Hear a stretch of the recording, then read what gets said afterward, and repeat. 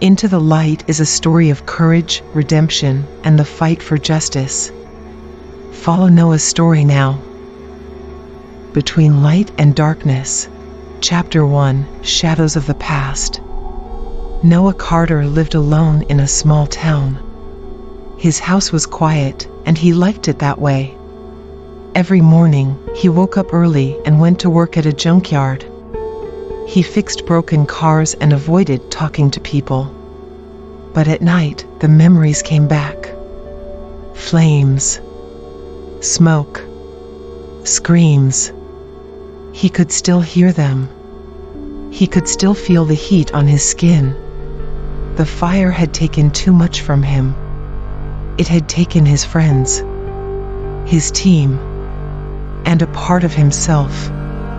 One afternoon, a woman arrived in town. Her name was Emily Hayes, and she was a journalist. She had heard about Noah's past. She wanted to write a story about him. She found him at the junkyard. "Noah Carter?" she asked. Noah looked at her. He didn't want to talk. "I don't do interviews," he said, turning away. Emily didn't leave. "I think your story is important," she said. Noah clenched his jaw. "My story is over." But as Emily stood there, watching him, Noah felt something strange. Maybe, deep inside, he knew that his story wasn't over yet. Maybe, it was just beginning. Chapter 2: The Hidden Truth. Emily didn't give up. She stayed in town and started looking for information. She went to the library, the fire station, and the town hall. She read old newspapers and reports about the fire. Something didn't make sense. The official report said it was an accident. But some documents were missing. Some details were wrong. Emily felt that there was a secret behind the fire. She went back to the junkyard.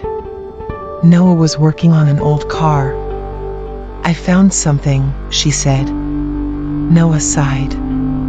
"I told you, I don't want to talk." Emily held up a file. "This report is incomplete. I think someone hid the truth." Noah froze. He stared at the papers in her hands. The past was coming back, and he didn't want to face it. "Leave it alone," he said. "But what if the fire wasn't just an accident?" Emily asked. Noah's hands tightened into fists. He wanted to walk away, but part of him knew she was right. If Emily was telling the truth, then maybe he had been living a lie. Chapter 3: A Dangerous Connection. Emily didn't stop. She kept looking for answers. She talked to people in town, old firefighters, workers, and neighbors. Some remembered the fire. Some didn't want to talk. But one man, an ex-firefighter, told her something important.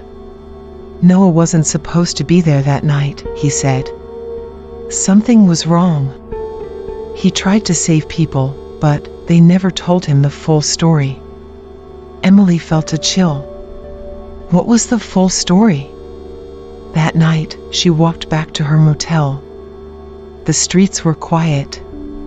Too quiet. She felt like someone was watching her. Then, she heard footsteps. Emily turned around, but no one was there. She walked faster. The feeling didn't go away. Suddenly, a car drove past her too slowly. The driver looked at her, then sped away. Emily's heart raced. Someone didn't want her asking questions. The next morning, she went to see Noah again. "I think I'm in trouble," she said. Noah's expression changed. His body tensed. He had tried to forget the past. He had tried to stay away. But now, the past wasn't staying away from him. Chapter 4: Echoes of the Fire. Noah looked at Emily. She was afraid, but she didn't want to stop. "You should leave this town," he said. Emily shook her head. "I can't. There's something hidden here. I need to find out what really happened." Noah sighed and ran a hand through his short brown hair. He didn't want to remember. He didn't want to think about the fire. But Emily was in danger now. He couldn't ignore it. They sat on an old bench outside the junkyard. The sun was setting, painting the sky in orange and red. "I was inside the building that night," Noah finally said. His voice was low. "I heard people screaming. The fire spread too fast. It wasn't normal." Emily listened carefully. "What do you mean?" Noah's hands tightened into fists. It felt wrong. As if someone had let it happen. Emily shivered. She had read the reports. The building had safety problems before the fire. If someone had ignored the warnings, then the fire wasn't just an accident. And that meant someone was responsible. Noah looked at Emily. "If you keep digging, they won't stop." Emily took a deep breath. "Then we can't stop either." Chapter 5, On the Edge. Emily's heart was racing. If Noah was right, then someone had let the fire happen. Someone had chosen to ignore the danger. Who would do that? She asked. Noah shook his head. "I don't know. But I do know that the fire spread too fast. I've been in fires before. This one wasn't normal." Emily thought for a moment. "We need proof." The next day, Emily searched for more documents. She went to the town's records office. After hours of looking, she found something important, a report from before the fire. It said the building had electrical problems. The owner was told to fix them. But there was no record that anything was done. Emily showed Noah the papers. His face darkened. "This means the fire could have been stopped," he said. Emily nodded. "And someone covered it up." Before they could talk more, a loud noise came from outside. Noah looked out the window. A black car was parked across the street. The driver was watching them. Noah turned to Emily. "We're not the only ones looking for answers." Emily swallowed hard. The truth was dangerous. And now, they were in the middle of it. Chapter 6, The Truth Revealed. Noah and Emily didn't move. They watched the black car for a long moment. Then, slowly, it drove away.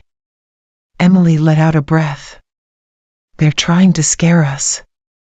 Noah's jaw tightened. "It's working." But Emily didn't stop.